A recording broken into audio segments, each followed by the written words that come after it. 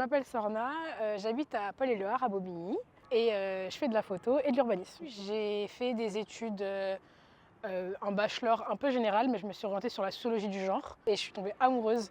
Et je ne comprenais pas pourquoi est-ce qu'il n'y avait pas plus de sensibilité sur ces questions d'égalité des femmes, etc. Et j'ai eu la chance d'avoir un professeur qui parlait beaucoup d'intersectionnalité, qui parlait beaucoup en fait de qu'est-ce que c'est que d'être une femme racisée et être une femme voilée et musulmane spécifiquement, et c'est quoi les violences qu'on subit plus spécifiquement.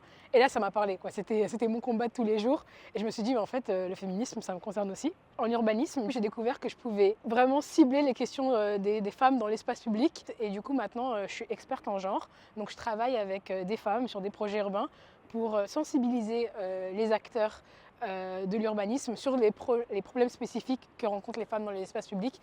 Et donc, je co-construis avec des femmes des espaces qui leur parlent et dans lesquels elles se sentent en sécurité. Et comme je suis aussi photographe, j'ai atterri également dans la photo un peu par hasard. Moi, toute ma vie, c'est du hasard de toute façon. J'ai commencé un peu à shooter un peu tout ce qui me passait par l'esprit. Du coup, on devait un peu chaque fois venir avec un projet.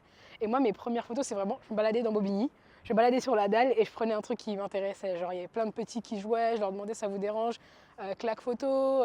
Il y avait des jeunes qui jouaient au foot. Voilà, je prenais un peu la vie sur Bobigny et c'est un peu ce qui me passionnait. Moi, j'adore Bobigny, donc c'est le plus intéressant pour moi à faire montrer aux autres. En fait, j'ai décidé avec une des filles qui était dans ma promo, qui s'appelait Inès, de shooter les cannes. Et là, c'est vraiment des espaces hyper masculins. Enfin, il y a que des hommes qui jouent dans les tribunes. Mais du coup, j'aimais bien, justement, en tant que femme, aller chercher les filles qui étaient là dans les gradins, qui kiffaient, et les prendre en photo et leur montrer en fait qu'aussi elles pouvaient s'approprier cet espace, qu'elles pouvaient y venir. Et si je devais aller à une manifestation du 8 mars, je pense que j'irais d'ailleurs, sur ma pancarte, j'écrirais ne nous libérez pas, on s'en charge. Je trouve cette phrase vraiment puissante parce que j'en ai marre que ce soit d'autres personnes qui viennent dire ce qu'il faut qu'on fasse, qu'il faut qu'on fasse pas.